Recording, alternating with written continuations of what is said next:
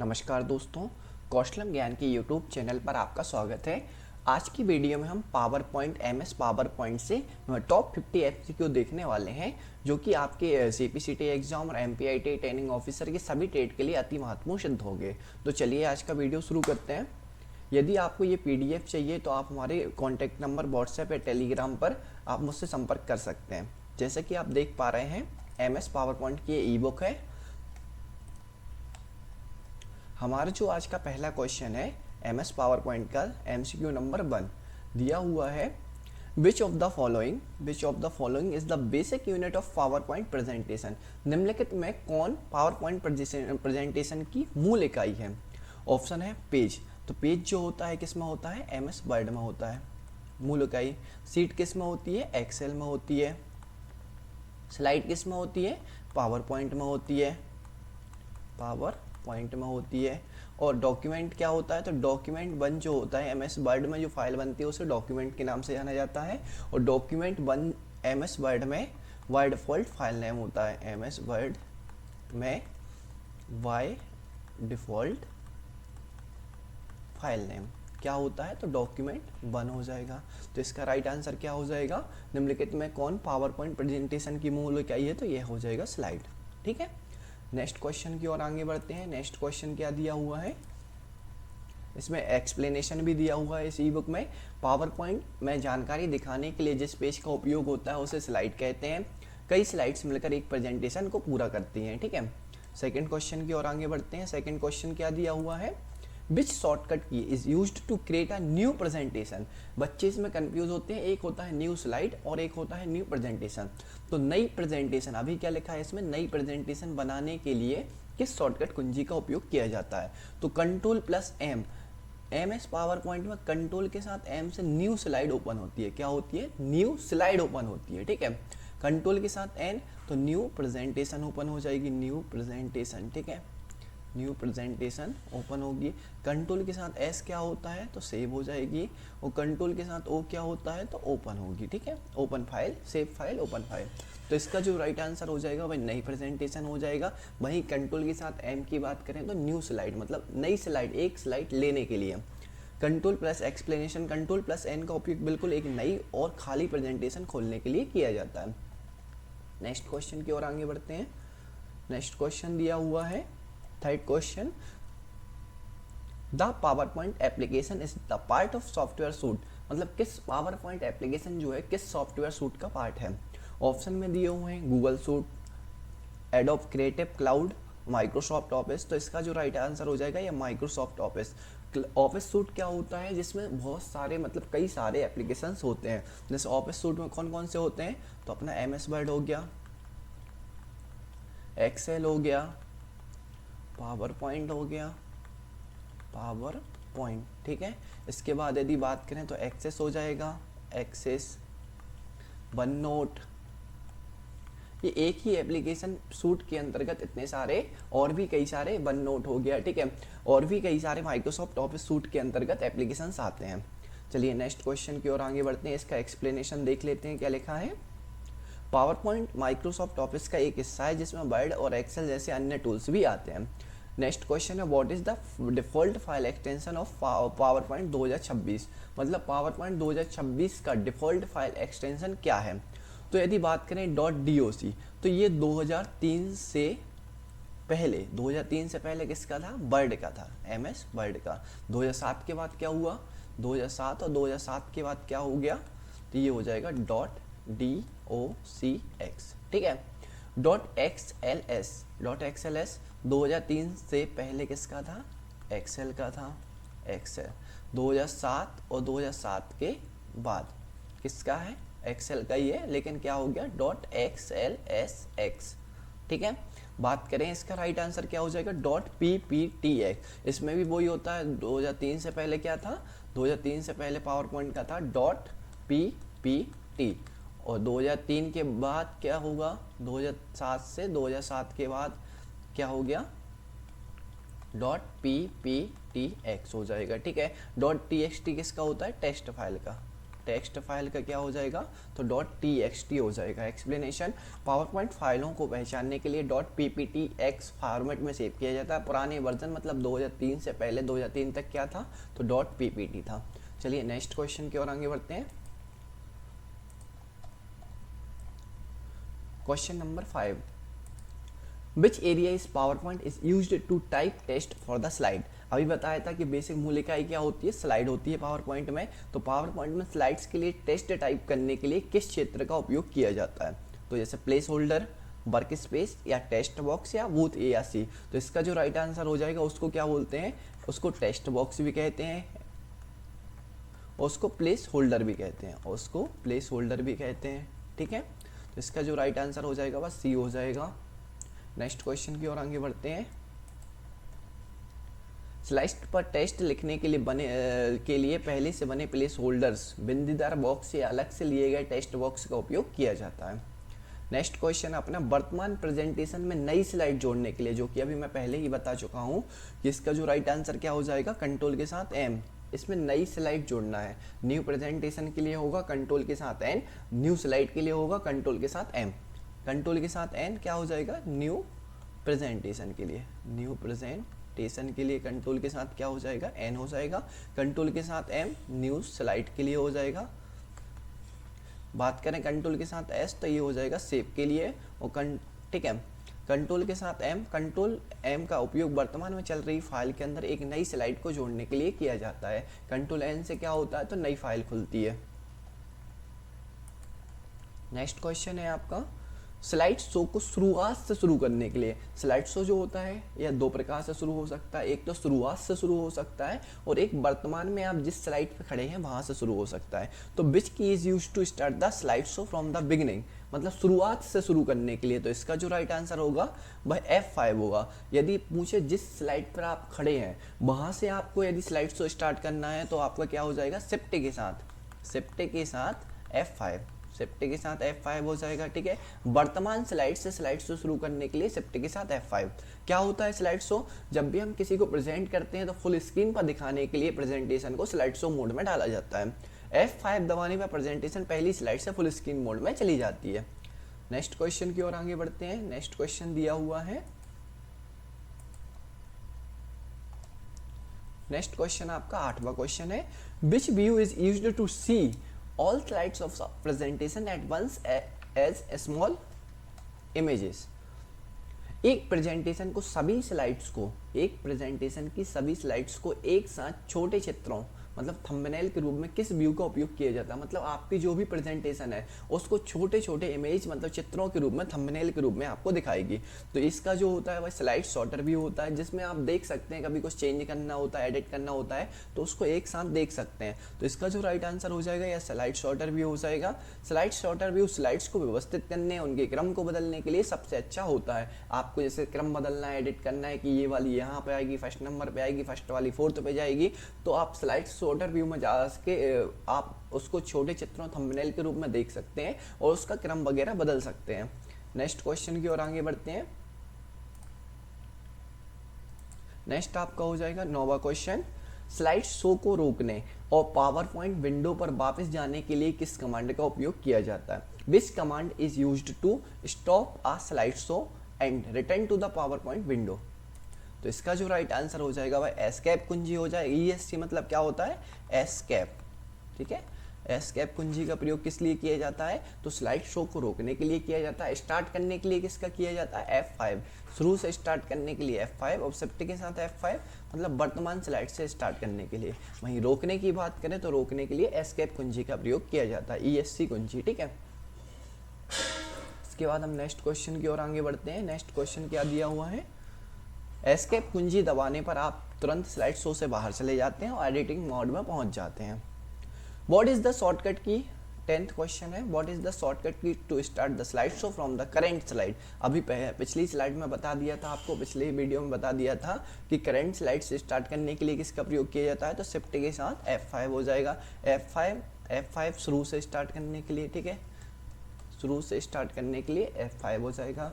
इसके बाद हम नेक्स्ट क्वेश्चन की ओर आगे बढ़ते हैं। नेक्स्ट क्वेश्चन दिया हुआ है, यदि आप 5वीं स्लाइड पर काम कर रहे हैं और वहीं से शो स्टार्ट करना चाहते हैं तो आप क्या दबाएंगे, शिफ्ट के साथ F5 दबाएंगे।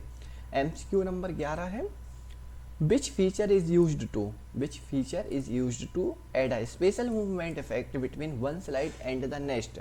मतलब एक स्लाइड और उसकी अगली स्लाइड के बीच में कोई विशेष मूवमेंट जोड़ना है। क्या जोड़ना है, कोई विशेष मूवमेंट जोड़ना है कि एक स्लाइड ऐसी आनी चाहिए, फिर दूसरी वाली ऐसी आनी चाहिए, ठीक है। तो उस तरह की मूवमेंट यदि जोड़ना है आपको तो किस फीचर का प्रयोग करेंगे हम, तो हम करेंगे ट्रांजिशन। किसका प्रयोग करेंगे, ट्रांजिशन। ट्रांजिशन वह तरीका है जिसमें एक स्लाइड बदलकर दूसरी स्लाइड स्क्रीन पर आती है।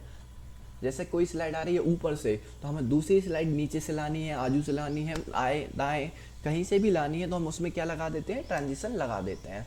नेक्स्ट क्वेश्चन की ओर आगे बढ़ते हैं। नेक्स्ट क्वेश्चन दिया हुआ है आपका 12 नंबर का क्वेश्चन है, Which tab is used to apply motion effect to object text images shapes inside a slide। Slide के अंदर मौजूद ऑब्जेक्ट जैसे टेक्स्ट, चित्र, आकार पर मोशन इफेक्ट लागू करना है, मतलब वो चलने लगे, गतिशील हो जाए। इफेक्ट लागू करने के लिए किस टाइप का प्रयोग किया जाता है, तो हम उन पर लगा देते हैं टेक्स्ट, चित्र या आकार, जो भी आकार है उस पर हम लगा देते हैं एनिमेशंस। क्या लगा देते हैं, एनिमेशंस। जैसे कि आपने पिछली शादी की वीडियोस देखी होंगी कभी, तो उसमें जैसे दिल, हार्ट वगैरह जो आते थे वह एनिमेशंस के माध्यम से गतिशील होते थे। उसी तरह से हम एनिमेशंस का प्रयोग कर सकते हैं। एनिमेशन का उपयोग स्लाइड के अंदर वस्तुओं को, जैसे फोटो या लिखा हुआ जो टेक्स्ट है उसको गतिशील मूवमेंट लाने के लिए, किसके लिए, मूवमेंट लाने के लिए प्रयोग में लाया जाता है। और इसके प्रभाव को क्या कहते हैं, हम ट्रांजिशन एनिमेशन के नाम से जानते हैं। तो इसका जो राइट आंसर हो जाएगा वो एनिमेशन हो जाएगा। नेक्स्ट क्वेश्चन है अपना 13वां क्वेश्चन है, which of the following allows to apply a consistent design logo font colour to all slides. मतलब एक पूरी स्लाइडों पर, जितनी भी स्लाइड्स हैं उन पर एक जैसा लोगो हो जाए, फॉन्ट हो जाए, रंग हो जाए, ये कौन अनुमति देता है, तो आपने मोबाइल में भी देखा होगा। तो इसका जो आंसर हो जाएगा वह स्लाइड मास्टर हो जाएगा। क्या हो जाएगा, स्लाइड मास्टर। स्लाइड मास्टर में किया गया बदलाव पूरी प्रेजेंटेशन में सभी स्लाइड्स पर एक साथ लागू हो जाता है। जैसे आपने एक पर किया, स्लाइड मास्टर के माध्यम से आप पूरी प्रेजेंटेशन में सभी स्लाइड्स पर एक साथ हो जाएगा लागू, जो आपने लोगो लगाया, जो फॉन्ट लगाया और जो रंग लिया। ठीक है, नेक्स्ट क्वेश्चन की ओर आगे बढ़ते हैं। नेक्स्ट क्वेश्चन दिया हुआ है 14th नंबर का क्वेश्चन है, पावर पॉइंट विंडो के निचले हिस्से में कौन सी पट्टी होती है जो स्लाइड नंबर और थीम का नाम दिखाती है। Which bar is located at the bottom of the power point window and show the slide number and theme name. मतलब ऐसी कौन सी बार होती है जो कि स्लाइड नंबर और थीम का नाम दिखाती है। तो ये तो सभी को पता है, इसको स्टेटस बार होगी। क्या होगी, स्टेटस बार, क्योंकि नाम से ही याद है स्टेटस, तो ये स्लाइड का स्टेटस दिखा रही है, तो इसका राइट आंसर हो जाएगा स्टेटस बार, जो कि सबसे नीचे ही होती है। MS वर्ड में भी होती है, MS एक्सेल में भी होती है। टाइटल बार की बात करें तो ये सबसे ऊपर, टाइटल बार कहाँ होती है, सबसे ऊपर होती है। ठीक है, मेन्यू बार कौन सी होती है, जिसमें सभी टैब्स होते हैं, जैसे कि फाइल टैब हो गया, ठीक है, फाइल, होम, इनसाइट, ये सब जो टैब होते हैं वह किस में होते हैं, तो मेन्यू बार में ही होते हैं। और स्क्रॉल बार दो होते हैं, लेफ्ट टू राइट करने के लिए और बॉटम टू टॉप या टॉप टू बॉटम करने के लिए दो स्क्रॉल बार दिए होते हैं। स्टेटस बार वर्तमान स्लाइड नंबर, भाषा, जूम लेवल जैसी जानकारी देता है। यदि जूम लेवल की बात करें तो MS पावर पॉइंट में मिनिमम कितना होता है, 10%। कितना होता है, मिनिमम 10% जूम लेवल होता है। नेक्स्ट क्वेश्चन 15th क्वेश्चन की ओर आगे बढ़ते हैं। 15वां नंबर का क्वेश्चन दिया हुआ है, What is the shortcut key to bold the selected text? Selected text को बोल्ड करने के लिए, बोल्ड मतलब होता है, जैसे कि देखो इसमें भी दिया हुआ है, बोल्ड मतलब होता है किसी टेक्स्ट को गाढ़ा कर देना, मतलब हाईलाइटेड टाइप में दिखाना। ठीक है, तो इसकी जो राइट आंसर हो जाएगा वह कंट्रोल के साथ B हो जाएगा। कंट्रोल के साथ B बोल्ड करने के लिए यूज में आता है। कंट्रोल के साथ U, जैसे इधर पे ऐसी लाइन लगा दें तो ये क्या हो जाएगी, अंडरलाइन। तो कंट्रोल के साथ U मतलब अंडरलाइन के लिए। I मतलब इटैलिक, क्या हो जाएगा, इटैलिक, मतलब इटैलिक भाषा में लिखने के लिए इस टाइप से। कंट्रोल के साथ L मतलब लेफ्ट अलाइनमेंट। अलाइनमेंट कितने होते हैं, 4 प्रकार के होते हैं, left, right, justified and centre. ठीक है, ये हो जाएगा अलाइनमेंट। नेक्स्ट क्वेश्चन आपका दिया हुआ है बोल्ड, ये सब अपन ने इसका एक्सप्लेनेशन देख लिया है। नेक्स्ट क्वेश्चन की ओर आगे बढ़ते हैं। MCQ 16, which option is used to change the orientation of the slide.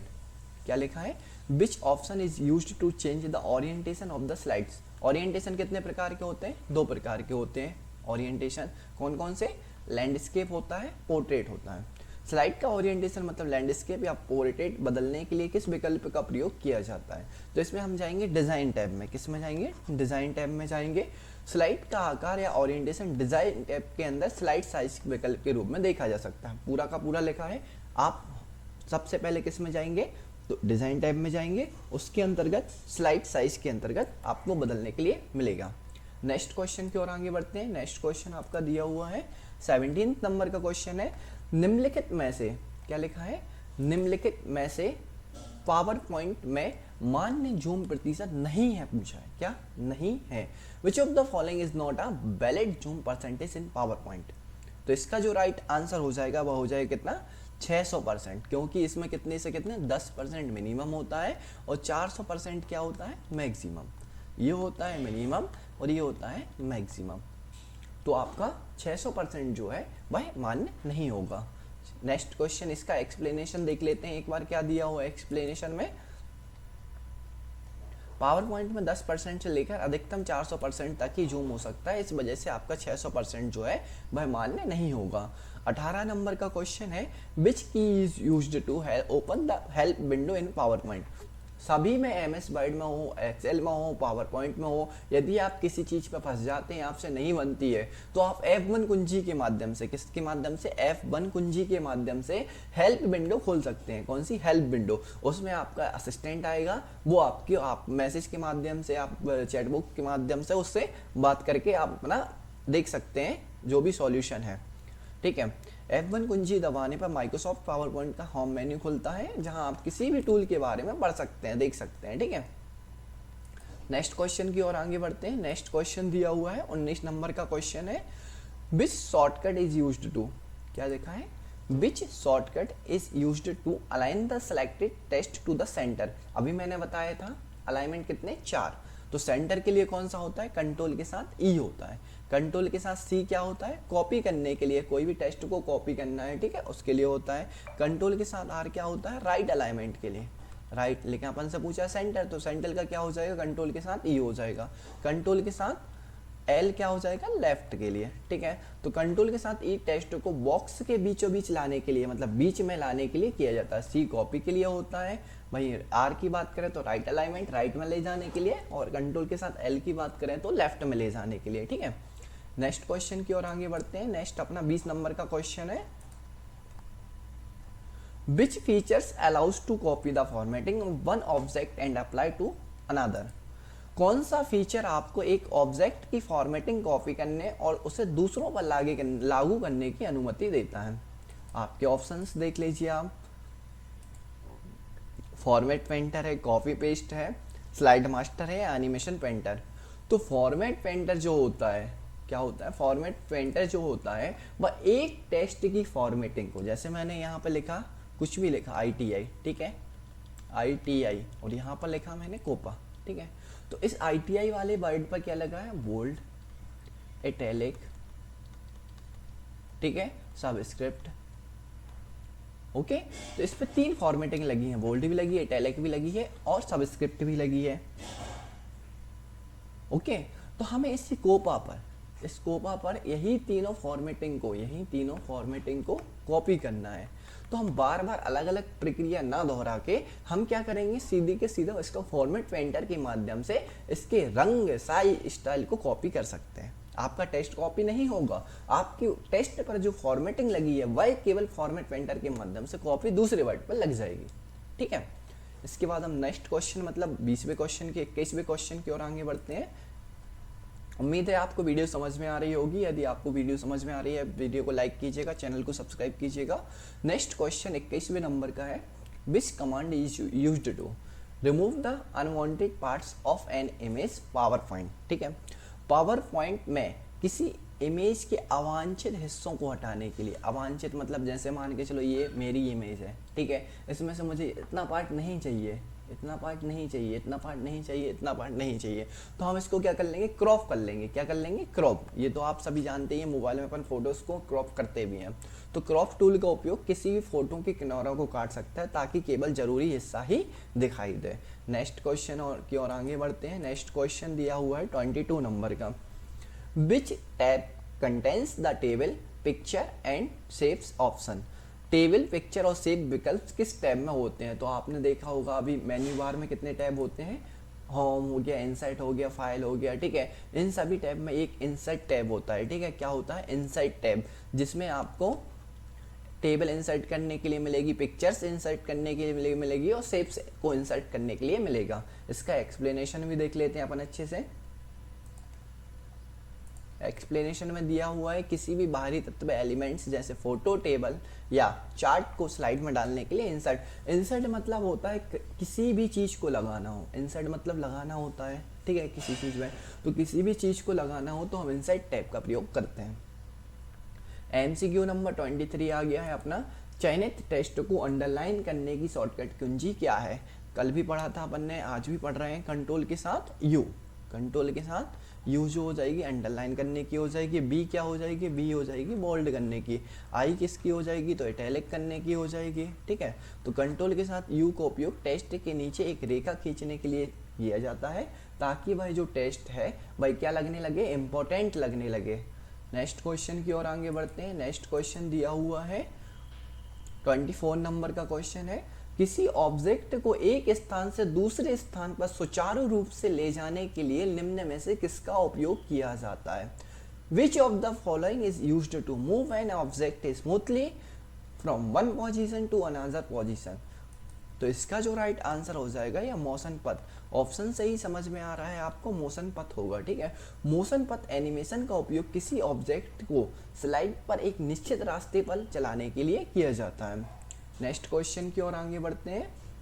जो नेक्स्ट क्वेश्चन दिया हुआ है अपना, which features allows to see how your presentation looks on two monitors, one for the presenter and one for the audience. कौन सा feature आपको यह देखने की अनुमति देता है कि आपकी प्रेजेंटेशन दो मॉनिटर पर कैसे दिखती है, एक प्रेजेंटेटर के लिए और एक दूसरा दर्शकों के लिए? तो ये वाला जो व्यू होता है हमारा प्रेजेंटेटर व्यू होता है, जिसमें प्रेजेंटेटर को अपने मॉनिटर पर अगली स्लाइड्स के नोट्स और टाइमर दिखाई देता है, जबकि दर्शकों को केवल स्लाइड दिखती है।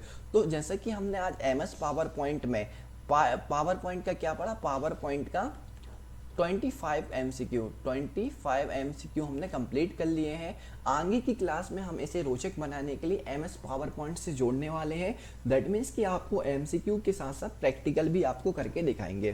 तो हमने 25 MCQ पढ़ लिए हैं। पार्ट 2 के लिए आप तैयार रहिएगा। वीडियो को लाइक कीजिएगा और चैनल को सब्सक्राइब कर लीजिएगा। धन्यवाद। यदि आपको ये MS पावर पॉइंट की ई बुक चाहिए है तो आप हमारे नंबर 9300860716, ठीक है, इस पर टेक्स्ट मैसेज कर सकते हैं, या फिर टेलीग्राम, ठीक है, टेलीग्राम या फिर व्हाट्सएप के माध्यम से, ठीक है, व्हाट्सएप के माध्यम से भी आप हमसे ये PDF ले सकते हैं। धन्यवाद।